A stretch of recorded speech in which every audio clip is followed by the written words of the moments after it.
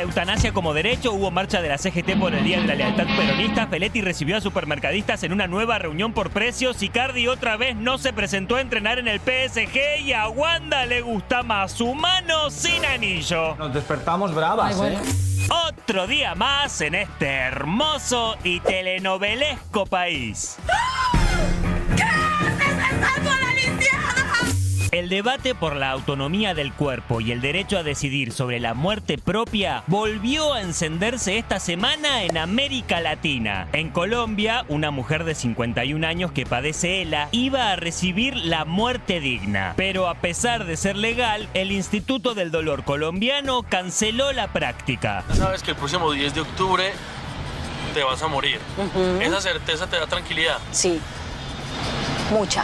Uno con una esclerosis lateral en el estado que la tengo, ya, pues lo mejor que me puede pasar es descansar. ¿Es lo mismo eutanasia, muerte digna y suicidio asistido? ¿Quiénes deciden y cómo interviene el marco jurídico? En Argentina hablar de eutanasia todavía es un tema tabú, que empezó a desentrañarse a través de la ley Alfonso, llamada así por Alfonso Oliva, hombre de 36 años que falleció en 2019 a causa de haber tenido ELA. En su testamento, Alfonso pidió por una ley nacional de eutanasia. Es como si él estuviera preso de su propio cuerpo. Entonces él quizás sabe que no la va a lograr para él, pero quiere que se abra un debate para personas como él que están sufriendo. En nuestro país hay 3 iniciativas de legalización de la eutanasia, una de las cuales se encuentra a la espera de ingresar al Congreso. ¿Qué sectores se pronuncian en contra y quiénes luchan por el reconocimiento de este derecho? Lo debatimos con expertos y casos en primera persona. ¿En serio? ¡Anda! ¡Arranca Fuego Amigo! Un programa de novela.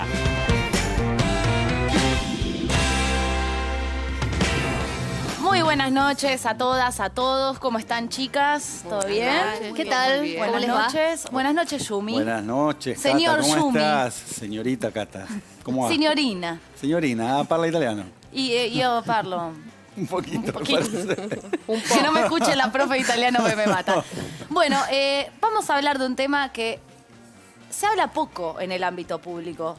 En el ámbito privado, quizás en conversaciones específicas o familiares, probablemente ustedes alguna vez hayan escuchado el tema del derecho a morir, la eutanasia, pero no son temas que estén en la agenda pública, que se discutan abiertamente, y son temas que incomodan, duelen, generan controversia también. El derecho a morir dignamente, ¿no? Eutanasia o suicidio asistido son 2 de las opciones. De eso vamos a hablar esta noche. Es un tema sensible, seguramente crea controversias, pero es un tema que hay que abordar. Y como decía Cata, no se trata habitualmente en los medios, ¿sí? Sí, en los medios, en las familias, en la agenda pública, en la agenda de los políticos. Analía Argento nos va a estar contando qué hubo, qué proyectos hay o anteproyectos en el Congreso.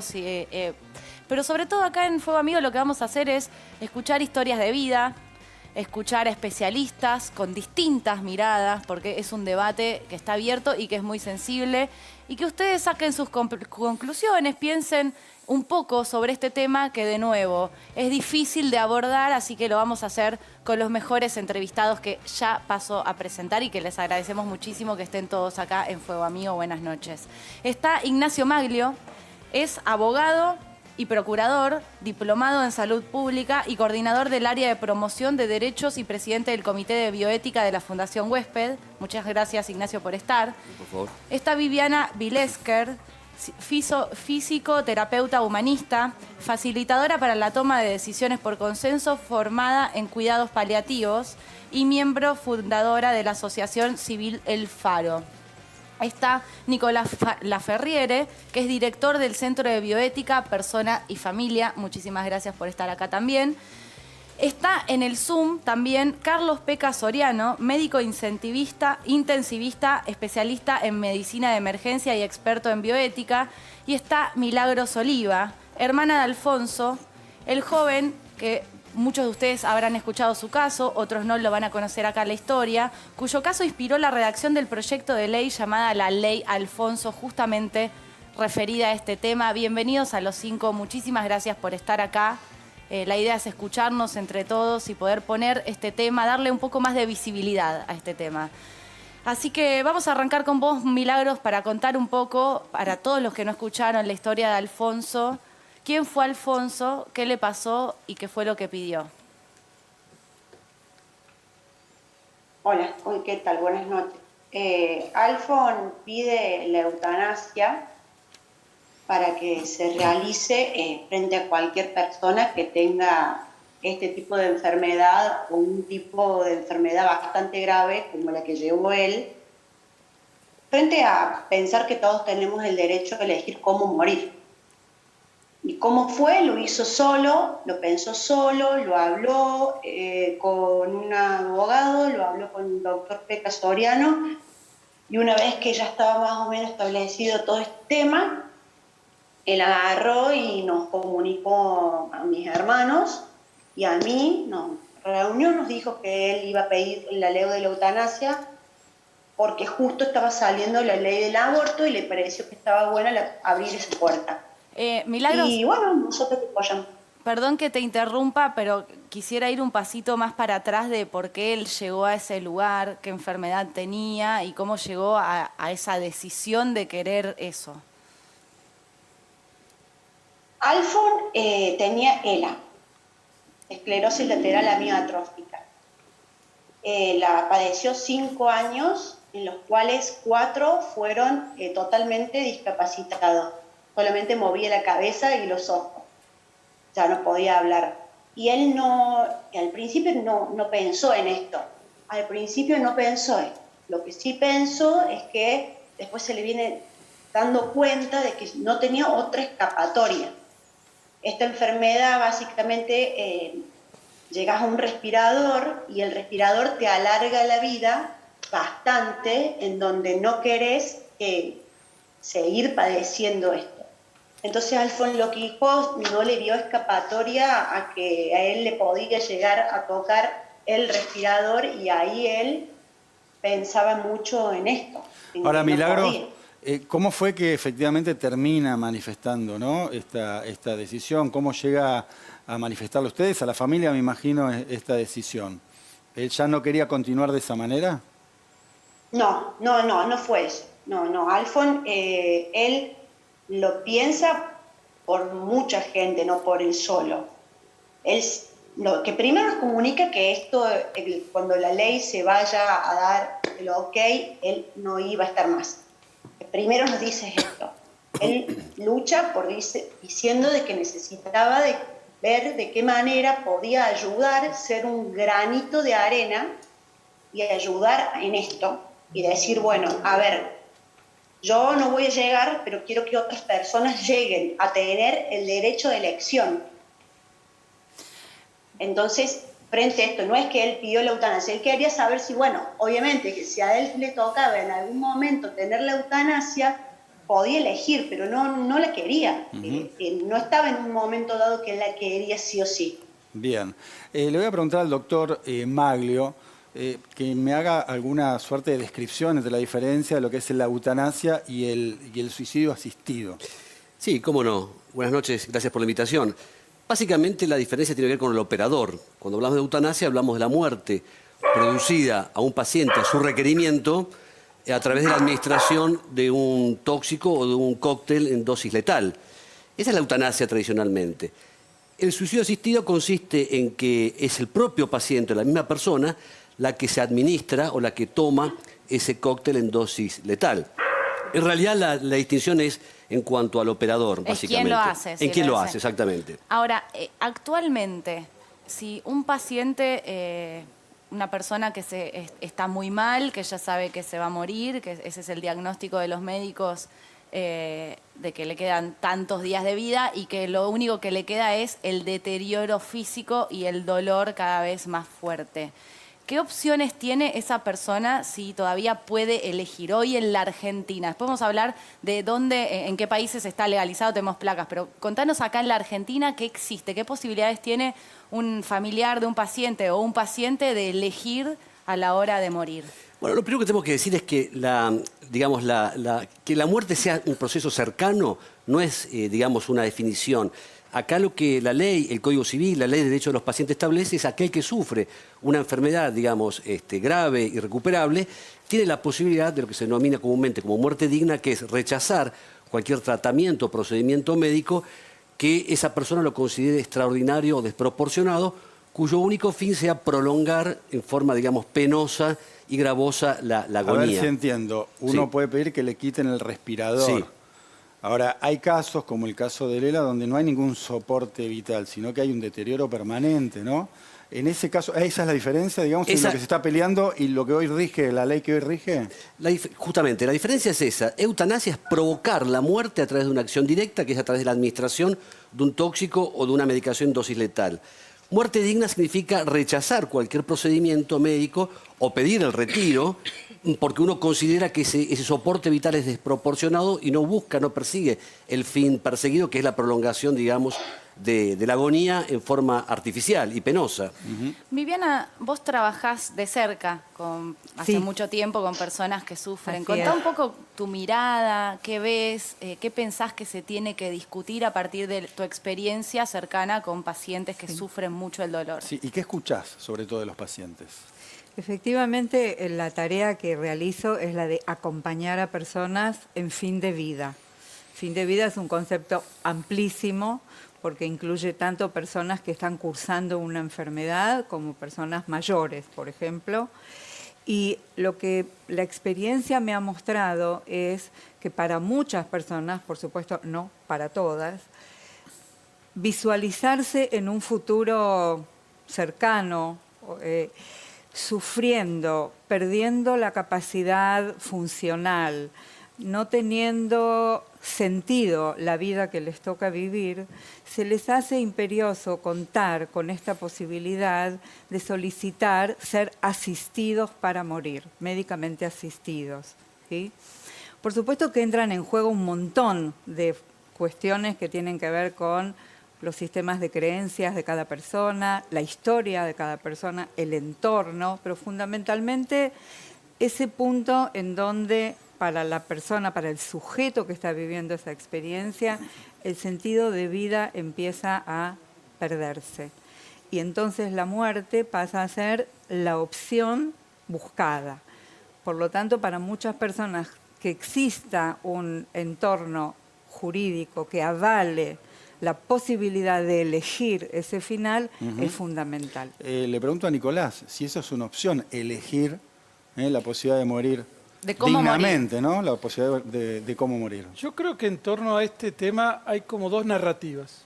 A ver. Hay una narrativa de la autonomía y hay una narrativa del problema de la medicalización de la vida, de la medicalización del fin de la vida, ¿no? Y el dolor y el sufrimiento.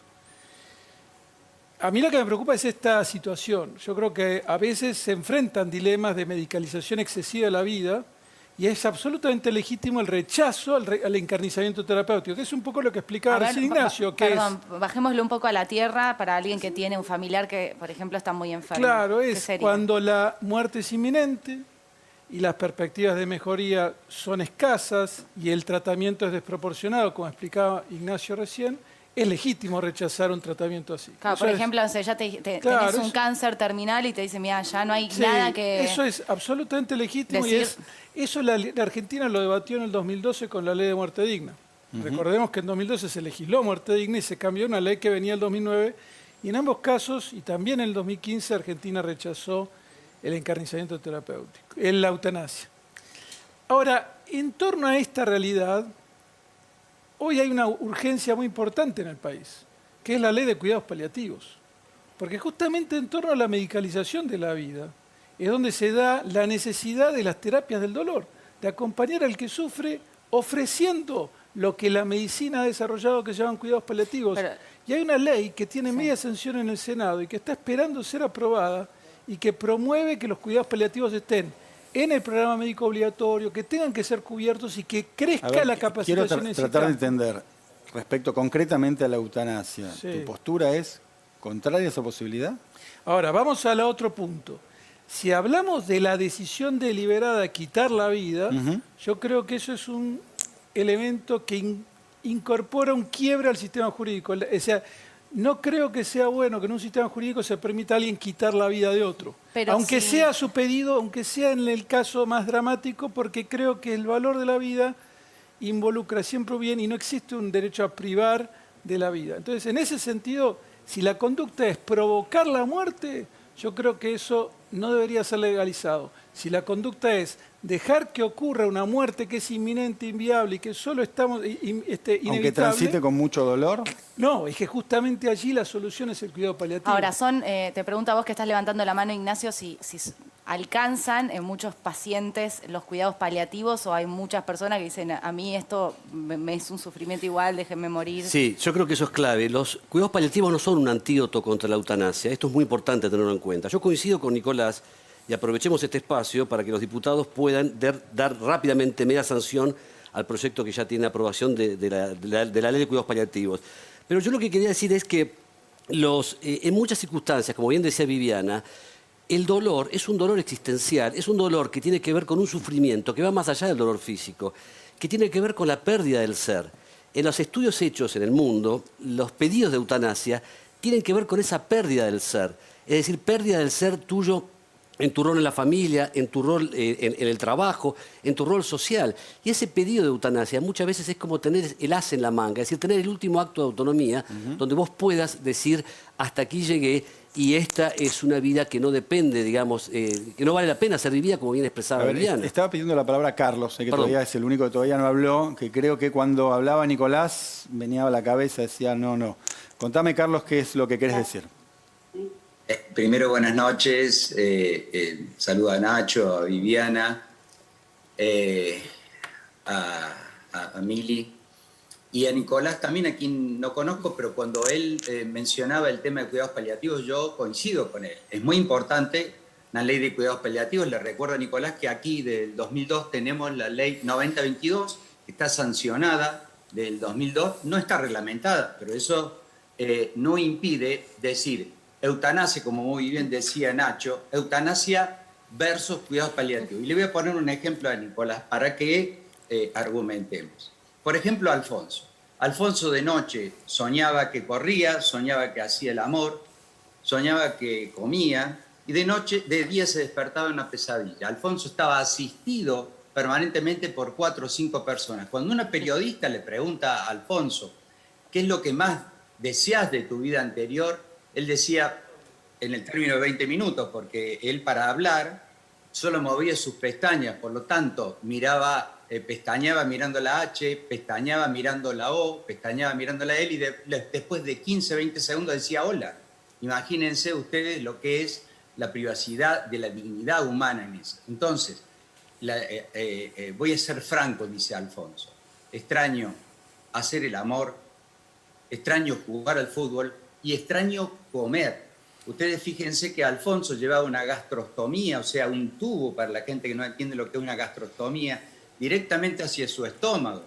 Y lo que para ustedes, a todos los que están en la mesa y los señores periodistas, se toman un café a la mañana o una media luna o disfrutan de un vaso de agua, Alfonso no lo podía realizar. Entonces, la pregunta para Nicolás y para toda la mesa sería, ¿qué hacemos? La ley de muerte digna fue bienvenida, pero ¿qué hacemos en aquellos pacientes en donde no hay nada que suspender y en donde la medicina paliativa tiene un límite? Porque a Alfonso no le dolía nada, sino que Alfonso tenía un dolor existencial extremo. Ya no quería vivir así, Alfonso. Vos estuviste muy cerca de él. Sí. Alfonso, los tres diputados y quien les habla, nos fuimos a la vereda y salimos llorando. Si bien es cierto, yo hace 25 años estudio y acompaño a personas que están muriendo indignamente, y estoy de acuerdo con Nicolás que muchas veces el encarnizamiento terapéutico está mal realizado y que se puede suspender ciertos tratamientos en ciertos pacientes, hay en otros pacientes, por ejemplo, un Alzheimer en fase avanzada, por ejemplo, un ELA, que es una enfermedad neurodegenerativa que te va impidiendo la movilización de todo tu cuerpo, pero te tiene totalmente consciente. Vos sos totalmente lúcido del sufrimiento existencial terrible que estás teniendo. En ese sentido, los cuidados paliativos ya no tienen nada para realizar. Y sí estamos jugando con la dignidad del paciente, que sí desea poner fin a esta vida que a él le parece indigna. Nadie en el mundo en donde está sancionada la ley de eutanasia obliga a eutanasiar a otra persona. Esta ley, cuyo proyecto ya está terminado, es muy, pero muy Carlos, segura. Tiene que pasar. Sí. Ahora te voy a preguntar, digamos, los requisitos para que uno pueda solicitar la eutanasia. Pero déjame que intervenga Milagros, que recién la escuché que quería decir algo y no quiero dejarlo pasar. Te escuchamos, Milagros. Sí, que recién hablaban de Alfonso, preguntaban si Alfonso ya no quería vivir más. No, Alfonso hizo mucho para vivir y se metió en un estudio que venía de Francia para ver si se podía encontrar la cura. Hizo muchísimo Alfonso. Hasta que le dijeron en el mismo tratamiento, él viajaba a Buenos Aires una vez al mes, mis hermanos lo llevaban en un avión, él estaba totalmente inmóvil y él seguía, y hasta que le dijeron que no vaya más. Alfonso luchó mucho por esa enfermedad y él sabía, esto era un ensayo ciego y él sabía que le estaban dando cualquier cosa porque no. Yo lo llevé a ese estudio caminando y mis hermanos terminaron llevándolo en avión totalmente inválido. Entonces, él sumó mucho a esta enfermedad. No es que él quería la eutanasia y no quería vivir más. Él quería y pedía por otras personas. Él sabía que no llegaba. De hecho, pasó eso. Él llegó un año a pedir la eutanasia y después falleció y seguimos nosotros. Ahora voy con vos, Carlos, con la pregunta que dejé pendiente, pero te quiero preguntar, Viviana, pues dijo algo interesante. Yo creo que nadie quiere morir, ¿no? Me parece que vos tratás con muchos de los pacientes y no quieren morir, quieren vivir dignamente. Ese es el quid de la cuestión. Por supuesto. Lo que sucede es que la muerte en nuestra cultura, en nuestra sociedad, es un tema difícil de abordar en general. Tenemos asociado muerte con tragedia, que por supuesto en muchos casos lo es. Tenemos asociado muerte con catástrofe, pero es importante dar un debate también en relación a la muerte como opción cuando las condiciones de la persona lo acercan a esa posibilidad, podría decir como una liberación del sufrimiento, como un pasaje a un estado de plenitud. Esto permite un debate sumamente profundo en relación a qué es la muerte para nosotros. Quiero entrar en esto y por eso te quiero preguntar a vos, Carlos, ¿qué dice el proyecto de ley? ¿Qué se discutiría en el Congreso exactamente cuando hablamos del derecho a morir, a la eutanasia? ¿Qué dice el proyecto de ley que vos redactaste a partir del caso de Alfonso? Estuvimos trabajando con los asesores de la diputada Esteves por más de 2 años, primero en forma presencial y luego en forma virtual, y lo que yo les puedo adelantar es que es muy seguro. Primero, el médico de cabecera, el médico responsable, en este caso el médico de Alfonso, cuando ve que Alfonso solicita, si hubiera solicitado, él no la solicitó, él lo quería para otros, tiene la obligación de estudiar profundamente, en este caso el médico de cabecera es más fácil porque ya lo conoce hace mucho tiempo, y de derivarlo a un segundo médico que es el médico consultor. En este caso tiene que ser afín a la especialidad de Alfonso. Por ejemplo, un neurólogo, en el caso de una enfermedad como la ELA.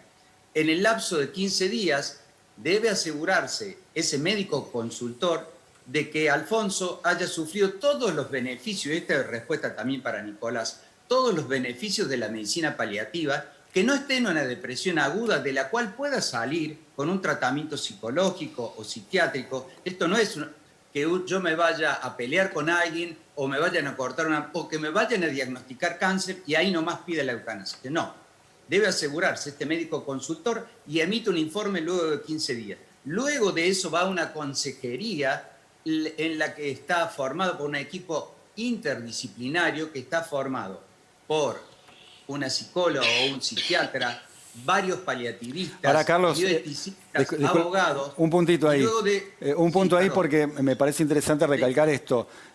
No hay riesgo de que la persona que pide una eutanasia esté cursando un estado depresivo, digamos. Pasa por todos los estudios pertinentes previamente. Es muy importante tu pregunta. Quizás la hayamos hecho un poco burocrática, porque nos hemos asegurado, dentro de todas las leyes del mundo, yo le podría decir que la ley argentina es una de las más seguras del mundo, porque nos lleva 45 días en asegurarnos de que este paciente no esté pasando por una depresión aguda, de la cual pueda salir con un tratamiento psicológico, psiquiátrico, de que no esté pasando por un dolor, ya sea físico o psíquico, con los grandes avances que tiene la medicina paliativa. Vale decir que una de las condiciones es haber pasado por uno o varias paliativistas que le aseguren de que la medicina paliativa no le pueda traer un beneficio sustancial y que él pueda cambiar. Dicho sea de paso, hasta último momento él puede cambiar su decisión. Eso también es parte de la ley. Hagamos un punto acá y ahora nos vas a seguir contando. También quiero que me cuenten cómo funciona en los países donde es ley. Pero te quiero preguntar a vos, que estabas anotando varias cosas mientras hablaba Carlos, mientras hablaba Maglio, ¿de qué pensás de todo esto, de los puntos que dice este proyecto de ley? Yo soy profesor y en general no me gusta hablar de un proyecto de ley que no conocí. La verdad que me encuentro sorprendido de ver hablando así a boca de jarro de un proyecto que no conozco y me parecería irresponsable opinar, ¿no? Sí puedo decir que 3 cosas quisiera decir. En la experiencia global hay una tendencia de lo que se llama la pendiente resbaladiza. Generalmente es un caso muy extremo, muy dramático, que nos conmueve a todos, el que plantea el escenario de debate, pero después en la aplicación y por los intersticios que deja una ley en su redacción, que siempre es imposible que cubra todo, en su aplicación se va corriendo del caso más dramático hacia una cierta rutinización. De hecho, en los Países Bajos la experiencia es esa. Comenzó por casos muy dramáticos y se fue rutinizando la eutanasia. Mientras hablas, vamos a tirar una placa en los países donde es ley. Así la gente Lo segundo que quisiera decir es que en relación a esto, en el fondo la pregunta es, se dijeron muchas cosas muy interesantes recién y muy profundas. ¿Qué es dignidad? ¿Merece la pena ser vivida una vida? Bueno, yo creo que la vida siempre merece la pena ser vivida. Y que es como una claudicación social pensar, has pensado que ya no es un bien la vida, bueno, te acompañamos en que quieras morir.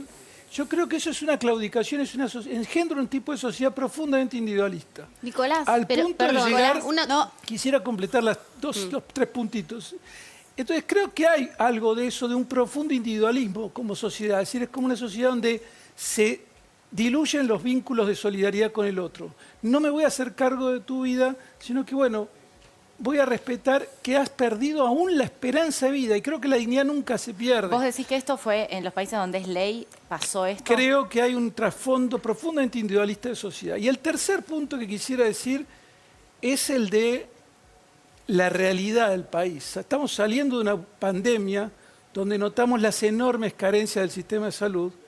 Y creo que también tenemos que hacernos cargo que nuestro sistema de salud no es que abruma con sus cuidados a los ciudadanos, sino que todos necesitamos muchísima más y mejor salud, y no es decirle a las personas, tenés derecho a renunciar a tratamientos cuando no pueden acceder a ellos. Bien. Creo que también hay un trasfondo de política social muy importante. Vos tenías una pregunta para Nicolás. Sí, el doctor Maglio también está pidiendo la palabra, así que preguntamos a Nicolás y después vamos con el doctor. ¿No pensás que la persona tiene derecho a decidir cómo quiere morir, como es el caso del aborto? Imagino que estás en contra.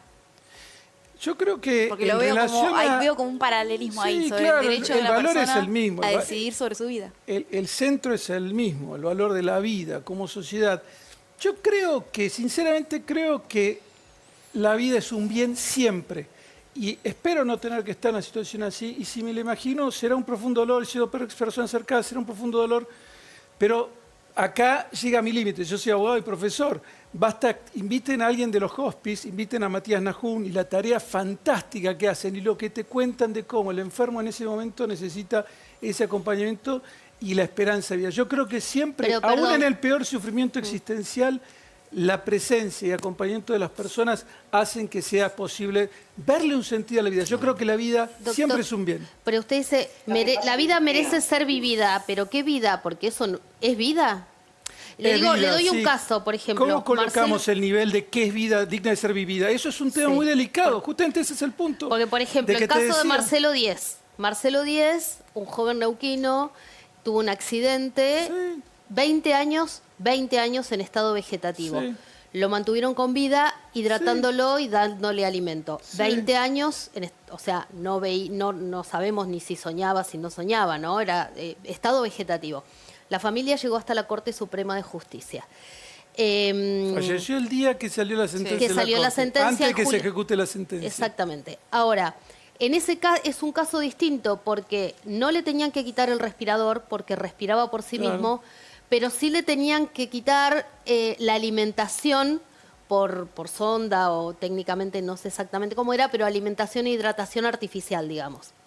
O sea, había que dejar de alimentarlo. No, digo, es otro caso ese. Sí. Y lo otro es que, por ejemplo, en ese caso él tampoco estaba consciente. O sea, tampoco podía tomar la decisión él, tenían que tomarla otros. Sí, bueno, de todas formas, en el caso de Marcelo Díez, lo digo porque nosotros acompañamos a Andrea y Adriana, las hermanas, y el testimonio de Marcelo, en su momento cuando era joven, cuando escuchó aquella famosa historia de Karen Quinlan, él dijo, miren, si algún día me llega a pasar esto, yo no quisiera estar en esa situación. Pero un poco volviendo al tema de la ley, ¿no? Y el tema de la cuestión jurídica de Argentina y en los países en donde ustedes han puesto allí el cartel, hay también un mito. ¿Se acuerdan con el divorcio vincular o con IVE, la interrupción voluntaria de embarazo? Todo el mundo decía, va a haber más divorcios, va a haber más abortos.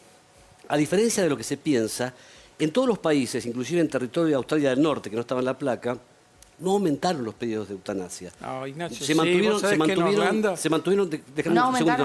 no aumentaron, tanto en Holanda como en Bélgica, se hablaba de un turismo eutanásico, no es cierto. En Colombia mismo los casos se mantuvieron estables desde que está legalizada la eutanasia en Colombia. Pero yo creo que, porque hablar de eutanasia también desde lo simbólico, yo prefiero hablar de interrupción voluntaria de la vida, ¿no? Porque la vida, como planteaba Nicolás, yo entiendo que es un bien jurídico importante la vida, todos queremos vivir, pero por encima del valor biológico de la vida está la dignidad. Y hay vidas que claramente, cuando hay esa pérdida del ser, esa pérdida del sentido de dignidad, claramente allí yo creo que hay que dar esas posibilidades de tomar decisiones en los finales del día. Quiero ir a Córdoba y te quiero preguntar a vos, Milagros, cuando empezó la enfermedad de tu hermano y empezó, digamos, también el deterioro y él empezar a pensar en este tema y a charlar con ustedes este tema.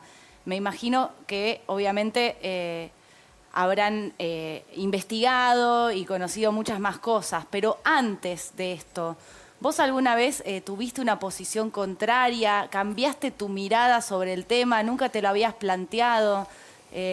Nunca me lo planteé. Nunca.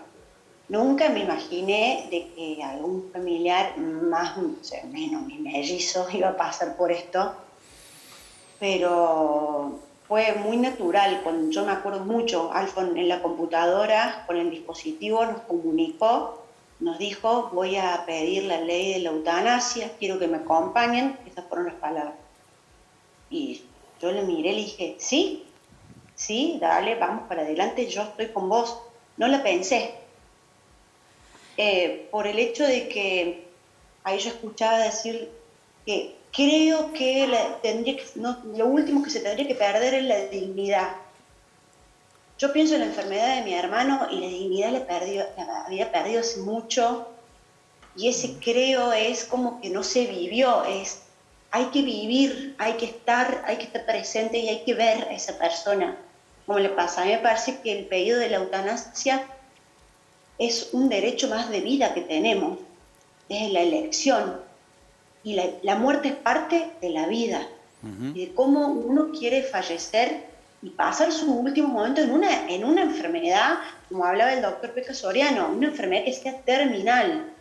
No estamos hablando de cualquier cosa, estamos hablando de algo serio, de que yo lo puedo decirte por piel propia, cómo lo viví con mi hermano, y fue muy feo. Esas personas sufren mucho, muy mucho. Nunca pensé yo poder vivir por esto, pero realmente es así. Le pregunto, Milagros, a Soriano, ya que lo invocaste, y a propósito un poco de esto que está surgiendo, ¿no? Estas distintas posturas de todos, si en este proyecto de ley existe la posibilidad del objetor de conciencia, si existe eso o no. Por supuesto, ya muy bien la pregunta. Aquella persona que por sus convicciones religiosas o por sus convicciones morales o por sus creencias no esté de acuerdo con esto, en el caso de Nicolás, si fuera médico, no está obligado. Sí está obligado por el fallo FAL a derivarlo a otro profesional con igual jerarquía que le vaya a poder realizar después de todos los trámites a realizar. Pero yo quería extender un chiquitín más en cuanto a la pendiente resbaladiza. No estoy de acuerdo con Nicolás. Hay un proverbio chino que dice una cosa es hablar de la muerte y otra cosa es morirse, ¿no? Yo he estado 40 años tratando con moribundos y es muy importante eso, ¿no? A veces es muy sencillo hablar desde lejos. Cuando uno está con el moribundo viendo el sufrimiento es muy difícil. Lo de la pendiente resbaladiza, ya se me adelanta un poquito Nacho, pero tanto como en el divorcio, que decían que iban a aumentar los divorcios, o sea, en la experiencia mundial no han aumentado. Es más, en Holanda se rechazan gran parte de los pedidos de eutanasia, los que son, porque no reúnen todos los requisitos. No es así. Esta ley es tan segura que va a rechazar muchos de los pedidos. Y otra cosa, con respecto a lo que decía Nicolás, con todo respeto, la dignidad, yo también soy profesor universitario, cuando uno le pide a los estudiantes, que casi todos son médicos, ¿quién determina la dignidad de un ser humano? Es fácil, todos levantan la mano y dicen el propio ser humano. Esto que es tan fácil de contestar, en la práctica la determina o el médico, o que es a veces un campeón de la medicina, sin mala intención, que está preparado para salvar vidas, encarnizándose y haciéndole sobrevivir una vida que realmente no merece la pena ser vivida, o el familiar que con toda la mejor intención del mundo no lo quiere dejar partir y la otra persona no está queriendo ni tomar un sorbo de agua porque el paciente con cáncer rechaza cualquier tipo de alimentación porque hay algo en su organismo que le hace rechazar eso. Por lo tanto, la dignidad la determina el propio paciente. Esta ley no va a obligar a nadie a eutanasiarse, pero toda aquella ley que amplíe derechos y que no hiera a un tercero, doctor Nicolás, que no hiera a un tercero, yo pienso que merece la pena ser sancionada. A diferencia de la ley de aborto, que ahí podíamos discutir 2 horas si había un tercero o no, sí, en esa sí podemos discutir. Acá no hay un tercero, y ya Kant lo decía en el siglo XVIII. El Estado es el responsable de resguardar las libertades individuales. ¿Y qué mayor libertad la de que poder elegir qué vida queremos vivir y como parte de esa vida, que es el final de la vida, qué muerte deseamos tener en los momentos en que el sufrimiento, como dice la ley, sea insoportable, sea incorregible en el tiempo o incurable en el tiempo y que realmente le esté haciendo padecer, ya sea física o psíquicamente, un dolor que es irresistible para el propio Carlos, paciente. hagamos un punto acá que están tanto Nicolás como Viviana querían decir algo. Sí, si querés, Viviana. quería 2 cosas destacar para sumar a la conversación. Primero, que me parece importante destacar el concepto de que estamos hablando de una muerte médicamente asistida, ¿sí? Cuando uno dice una muerte provocada por el médico, entonces se encienden muchas alertas. Estamos hablando de un proceso de asistencia a una decisión que toma la persona. Un pedido reiterado. Entonces, una persona viene siendo acompañada por la institución médica a lo largo de la enfermedad y esta sería una instancia más de ser asistido. Creo que es un concepto importante para pensar. Está bien, está muy bien. Y por otra parte quería marcar algo. Hay una realidad, y en eso coincido con Nicolás, en que las deficiencias del sistema sanitario generan una suerte de paradoja. Por un lado, hay personas que están sobremedicadas, que padecen lo que se llama obstinación terapéutica, es decir, que se invierte en ellas desde el punto de vista económico, una cantidad de tratamientos, y por el otro lado hay personas que están subatendidas en el final de la vida. La desigualdad estructural en el sistema de salud. Esto hay que resolverlo, por Ahora supuesto. yo les quiero preguntar qué pasa en la práctica, si hay casos, digamos, que van por fuera de la ley y es algo que sucede sin un marco legal. Pero vos anotaste varias cosas, Nicolás. No, querías o sea, responder creo algo. que estoy en una Sí. franca minoría, digamos. Yo creo que somos como 10 en el por programa. por eso te y estamos soy el dando más la único voz a vos. No, lo que yo quisiera decir es, primero, creo que se dijo algo un poco respetuoso, sencillo hablar de lejos. Yo fui convocado a hablar como jurista, no estoy hablando de lejos de los casos, o sea, tengo una profunda compasión, Sí, claro. acompaño personas, he estado cerca de personas en el fin de su vida y no hablo de lejos, estoy hablando de una compasión, y justamente es la compasión. Yo creo que como sociedad estamos dando un mensaje, si saliera una ley así, estaríamos dando un mensaje: y tu vida ya no vale la pena que sea vivida. Puedes tomar esta decisión de quitarte la vida. Y para mí eso es una claudicación. O sea, la Así ley como es el desalentamos, mensaje, decís vos. nosotros desalentamos el suicidio. Y acá es un suicidio asistido. Y yo creo que el suicidio tiene que ser desalentado porque no podemos dejar a las personas solas con su sufrimiento. Ahora, yo Tenemos que pregunto- ayudarnos y hacernos cargo. Le pregunto- Y apuesto a eso, creo que es legítimo que podamos plantearnos como sociedad qué modelo de acompañamiento tenemos a los que están sufriendo. Le Y pregunto, creo que esa es la Nicolás, pregunta de fondo. Que no nos hacemos. Y no creo que sea descalificándonos diciendo estás hablando desde lejos o no. No, está muy Yo bien. creo que estoy hablando de muy de cerca y puedo contar miles de historias de personas muy cercanas que son enormemente cercanas y humanitarias en ese fin de la vida. Y si eso no significa que piensen vamos a quitarte la vida, porque creo que sí, aunque le pongamos el nombre que es asistido, es provocar la muerte. Y eso es la eutanasia. Más allá de las palabras que usemos y lo llamemos interrupción voluntaria de la vida o lo que fuere, es provocar una muerte. Y creo que eso es una claudicación como Quiero sociedad. preguntarles con una mano en el corazón a todos, si más allá de este debate, en la realidad, y más allá de que todavía no está la ley, existe esta eutanasia o el suicidio asistido. Claro. Se dan situaciones concretas en un hospital, en un sanatorio, ante esta eventualidad, que hay algún acuerdo, yo sé que por ahí los pongo en un aprieto, ¿no? Hay un acuerdo entre paciente, familia y médicos de llegar a esta instancia que estamos discutiendo ahora. Digo, sí pasa. Sí, por Sí, supuesto, hay probablemente. una clandestinidad en el... Hay clandestinidad en la eutanasia. Sin ninguna duda. Clandestinidad, eso es un delito. Sí, sí, O es un sea, delito. eso- Bueno, Como el aborto. digamos. pero del aborto la también era un clandestinidad delito, y eso hospital lo con explicaba el fin de Mucha la gente me vida. llama. Yo creo a que, ver. si me permitís, Sí. acá hay un doble estándar. Porque yo creo, estoy Clandestinidad. convencido, si bien no tengo datos o pruebas convincentes, en que aquellas personas que tienen acceso a un sistema de salud o a medicina privada o donde en determinado ámbito de privacidad se pueden tomar este tipo de decisiones, se pueden tomar. Pero hay otros casos, la inmensa mayoría, donde no hay, no digo que no sean delitos, sigue siendo delito quizás, Nicolás, lo que digo Pero hay es, historias lo que digo es una clínicas, plataforma Ignacio, fáctica, pero en el no ámbito de la podemos- intimidad, en un domicilio, Pero todo no podemos mirar de costado. Sabemos que estas situaciones se pueden No, provocar. yo sinceramente para aquellos la que primera tengan, noticia para que aquellos tengo. que tengan posibilidad de ¿Vos hacerlo. nunca habías escuchado que No, suceda por esto? supuesto que no. O sea, no pero sucede. hay en la películas Argentina. basadas en casos reales de Argentina, ¿eh? La película del diario de la chica, ahora no me acuerdo el nombre. Sinceramente, que tenía sea algo cáncer. clandestino, masivo, o sea, una cosa ver. que todos los No, días se masivo. toman No, decisiones. masividad no. Puede haber no, habido no, un caso, y bueno, son conductas que constituyen un homicidio. O sea, es un delito que está, o sea, habrán falseado historias clínicas, habrán mentido un montón de cosas. Ahora, esto no es una cosa masiva, si no estaríamos todos en los días encontrándonos. O sea, yo creo que la gente en terapia No, perdón, intensiva pero es yo hablo de cuidadosa. clandestinidad, pero no de masividad, Nicolás, Bueno, y estoy pero- de acuerdo con vos. Inclusive también otro día podíamos darnos el debate si realmente es un homicidio o no, porque otros piensan, colegas y abogados, colegas nuestros, que la posibilidad de interrumpir voluntariamente la vida no es un delito, sino que queda bajo la órbita del artículo 19 de la Constitución, que dice que las acciones privadas de las personas están exentas. Pongamos un punto acá. Listo. Un punto acá. Ahora lo seguimos después del corte. Les pedimos a los 5, y además de agradecerles que estén acá exponiendo con mucho respeto miradas sobre un tema muy sensible, que se queden, que nos vamos un corte y ya volvemos con más Fuego Amigo exponiendo sobre este tema que de nuevo se habla muy poco. Ya venimos.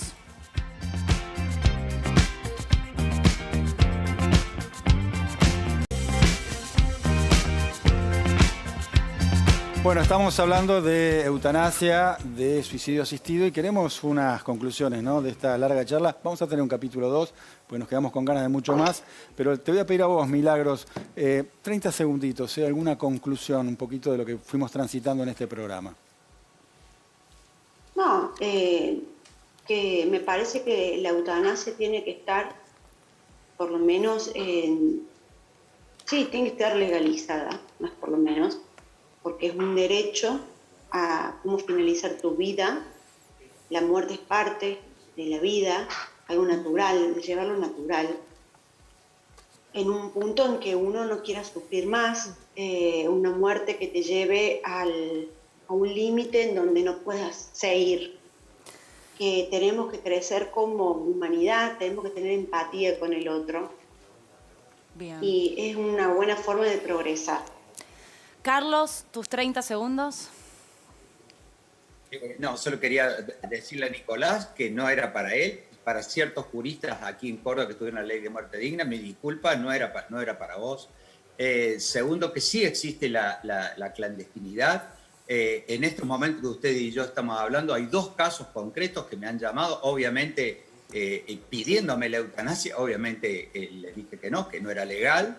Y por último, que mi tesis se llama Morir con dignidad en Córdoba, verdad o utopía. Si yo no le obligo a nadie a morir o a decirle cómo morir, yo no quiero que nadie me obligue a mí a que yo elija mi dignidad. Yo debo elegir y yo soy el dueño de mi dignidad. Yo no quiero darle un sentido de dolor, un sentido de sufrimiento. Muchas gracias. Bien. Y disculpen.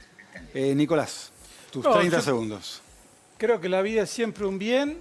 Creo que ante los casos de sufrimiento existencial y dolor tenemos que acompañar y hacernos más presentes.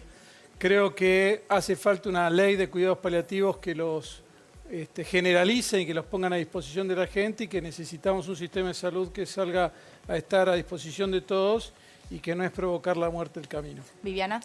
En el final de la vida, la enfermedad suele perder cierto protagonismo y avanzan las cuestiones existenciales y espirituales de cada persona. Y creo que el debate sobre la eutanasia tiene que versar alrededor de la libertad de elegir cómo vivir y, por lo tanto, cómo morir, porque la muerte es parte de la vida. Ignacio. Bueno, yo creo que la muerte en muchas circunstancias es la misericordia del tiempo, ¿no? Tanto para los que no creen como para los que creemos, la muerte puede ser la nada eterna o una vida eterna, pero siempre hay una cosa común que es el consuelo. Ninguno de nosotros eligió dónde nacer y cómo nacer, pero yo creo que cada uno de nosotros tiene un derecho esencial, que es el derecho a decidir dónde, cómo y cuándo morir. Gracias a los 5, gracias de verdad por el respeto, por la información, por la seriedad, a pesar de las vivencias diferentes y de las diferentes miradas. Haremos parte 2, pero muchas gracias. Sí, seguramente muchos de nosotros, como de los que están del otro lado de la pantalla, aprendieron algo, sobre todo el respeto en esta conversación con los distintos puntos de vista, así que les agradecemos a todos, por supuesto. Aprendimos mucho. Aprendimos gracias. mucho. Bueno, y se nos va el programa, Yumi, se nos va el programa, así que vení caminando para el Chimi, porque además yo necesito, gracias chicas, a las 3, Mayra, Eli y Ana, nuestro equipo espectacular de periodistas. ¿Qué pasa? ¿Qué es lo que se viene? Escuchate esta. Escucho esta. Escuchen todos ustedes del otro lado, porque esto es importante de verdad. Se estrena Maradona, Sueño Bendito, sí. Y vos vas a poder ver el primer episodio por la pantalla del 9, acá, en esta casa. Sí, como escuchaste. Como primera vez y única vez en un evento sin precedentes junto a Amazon Prime Video. El jueves 28 de octubre a las 10 de la noche sumate al estreno Maradona, Sueño Bendito, episodio 1. Acá, por el 9. Se nos va, Yumi, Bueno, se nos va el programa. Vamos a agradecerle a las chicas. Sí. Gracias, Mayra. Gracias, Eli. Gracias, Analía también. Bueno, si viene el Maradona, yo creo que... ¿Vos te gusta el fútbol o no te gusta el fútbol? Mira, la serie de Maradona la voy a ver, la voy a devorar. Maradona es Maradona. Bueno, seguramente. Vamos Me gusta a hablar Boca. Ay, qué problema que tenemos hoy. Qué problema que tenemos hoy. Y sí. ¿Por qué te gusta yo soy de... Boca? ¡Apláudame! Que no está más Caruso. Apláudame a mí, vos soy de Boca. Perdón. Te aplauden. ¿Hay alguien de River por acá o no? ¿Estás solo? No, Eli te va a acompañar. Me voy con Eli, No, cada vez son menos los de Boca. 2 te aplaudían. No, ¿cómo? ¿Cómo cada vez son menos los de Boca? Aplauso de Boca, por favor, de fuego, amigo, que se va el programa, pero... Conté 3. Chicos, vení, tráeme esto. Tengo que hacer esto y esto y nos retiramos. Chao. sí.